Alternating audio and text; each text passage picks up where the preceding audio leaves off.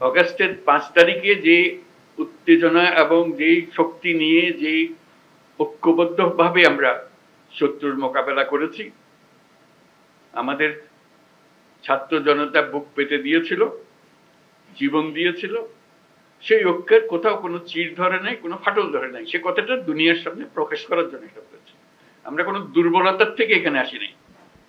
আমরা এখনো সেই জাতি, যেই জাতি এই 5ই আগস্ট থেকে আমরা যাত্রা করেছিলাম স্বৈরাচারী সরকারকে বিদায় দিয়ে, সেই জাতি এখনো সেই সজাগ আছে, সে মজবুত আছে। সে মজবুত জিনিসটা দুনিয়ার সামনে তুলে ধরা। তারা যেন মনে করছে যে এর মধ্যে ঠান্ডা হয়ে গেছে। ঠান্ডা আমরা হই নাই। আমরা সেই সতেজ। যখন আমরা দেখি পুলিশ বলে যে স্যার একটা মারি তো 4টা দাঁড়ায় যায়, এখনো 4টা না 40টা দাঁড়াবে এবার। সেই জাতি মরে নাই, দুর্বল হয় নাই, সবল আছে। আপনাদেরকে আজকে উপস্থিতিটা শুধু সেটা জানানোর জন্য, আমাদের সবার মনে সেটা জাগিয়ে দেওয়া। এটা আমাদের থেকে ছিনিয়ে নেওয়ার কোনো অবকাশ কারো শক্তির নাই। যে যত ষড়যন্ত্র করুক, যত অপপ্রচার করুক, যত কিছুই করুক, আমাদের থেকে এটা ছিনিয়ে নিতে পারবে না। কারণ আমাদের রক্ত এখনো শুকায় নাই।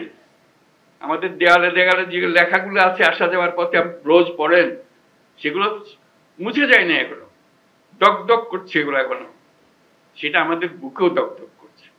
কাজে আমরা সেই শক্তিমান জাতি, আমরা লড়াই করব।